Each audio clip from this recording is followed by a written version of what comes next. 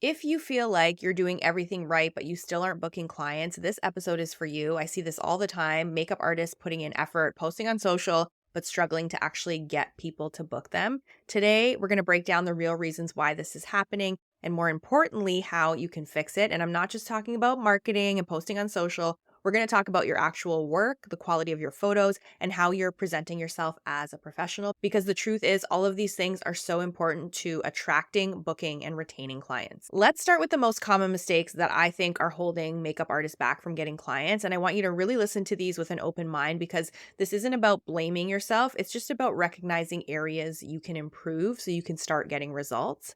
The first thing is waiting for clients to come to you instead of actively marketing. Posting your work on Instagram and hoping clients magically find you is really not enough. You need to actively put yourself in front of the right people, and that means engaging with potential clients, networking with other artists and other industry professionals. Let's not forget that. And consistently showing up where your ideal clients are. I don't want to get into rates too much here because it's kind of hard to do based on the range of artists that listen to this podcast. But something I want to remind you of is that undercutting can make clients assume you are inexperienced. We don't get the opportunity to really pitch why we are worth it for certain clients. That's not how this business works. Clients may have a hard time with what you post on social, seeing how that aligns with your rates. So I hope that makes sense. So this is something that can happen. Also, if you're not really killing it on the job, if people aren't praising you behind the scenes to other clients and to other people, it's going to be hard to justify a really high rate. Everything has to add up to new clients who are going to book you. Another issue could be that your social media presence just isn't strong enough. Your Instagram should look like a professional portfolio, not really a personal account. If your bio just says makeup artist DM to book, you're probably making it harder for clients to take action. You need to be really clear about what you offer and where you're located, and your best work should be pinned to the top of your profile, especially if you're aggressively or actively looking for clients. That can help as well. The next thing I want to mention, and this could be the part of this podcast that people might not want to hear, but it's the most important. If your application isn't great, if your foundation matches are off, if your blending needs work, if your photos aren't capturing the quality of your work, it's going to be harder to book clients. This doesn't mean that you aren't talented. It doesn't mean that you're not going to be able to work as a makeup artist. It just means that there's room to improve. And the only way to get your work to look better and to get better at photographing and filming your work is to practice and to step back and honestly evaluate your work. The other thing that could be going on is that your client experience needs work. If your booking process is confusing, if you take too long to respond to inquiries, or if clients are kind of feeling uncertain about what they're getting, they will move on very quickly. Professionalism isn't just about the end result of the makeup. It's about how easy you are to work with, how great of a communicator you are, how reliable, how professional, all of that stuff. Let's talk about how to fix some of these things. So first off, you have to be clear about what you offer and who you serve. Your Instagram bio should clearly state your location, the type of work you do, and a direct way to book you. If you do bridal, for example, put bridal makeup artist, now booking 2025 weddings. If you do commercial work, make that clear. Specificity attracts the right clients, and it's also in the type of work that you're sharing on your social media as well. Make sure the work that you're sharing speaks to clients that you want to book.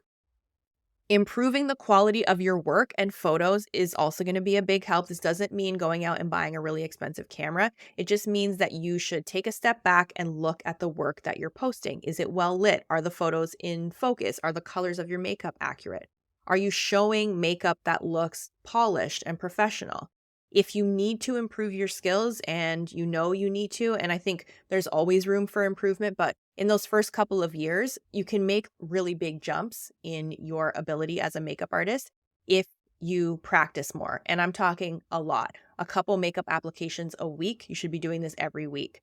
Book models, practice on friends and family, do test shoots, offer free makeup applications in exchange for content because experience is what builds confidence and it also builds quality.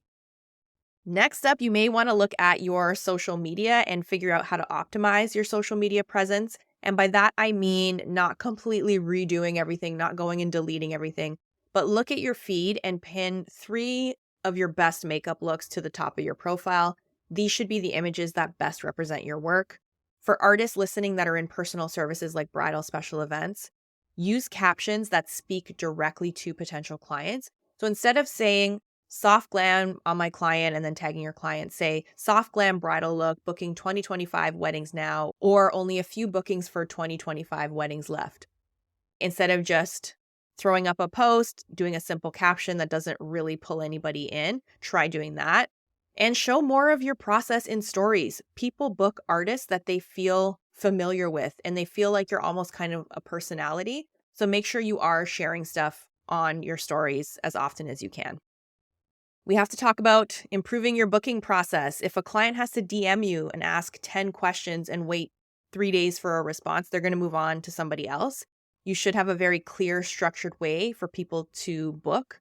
You can also use professional communication templates, hint, hint, so you can sound polished and prepared. Yes, that is a plug for my templates right there, because if you can respond quickly and professionally, people see that as someone that has done this before, that knows what they offer. It speaks to your level of professionalism, which a lot of clients like. So think about that. You also have to always leverage past clients and word of mouth marketing. Again, for my artists in personal services, this is specifically for you guys. Ask for testimonials from past clients and make sure you're posting them. You do want to go back if you're just kind of working as a freelancer like me, go back and remind previous clients that you're available for bookings. People forget, right? It's like we work in a very fast-paced business.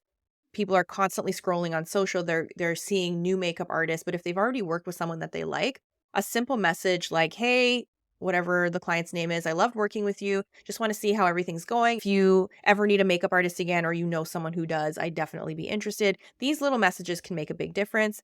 And then you want to make sure you're carrying yourself professionally on the job. Your behavior, your attitude, and how you interact with people all will influence your referrals, which, as I've spoken about before on this podcast, are a big part of getting clients. I wanted to share some actionable steps for this week. So this is kind of like your homework or checklist that you can check off by the end of the week.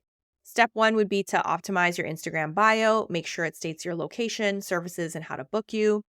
Next thing you can do is try pinning your best work. You can choose 2 or 3, or if there's only one, just pin one and pin them to the top of your profile. You can reach out to past clients for testimonials or referrals, or just letting them know that you are interested in working with again if there's an opportunity. So just a simple message asking for a testimonial or reminding them you're available. Try doing that this week.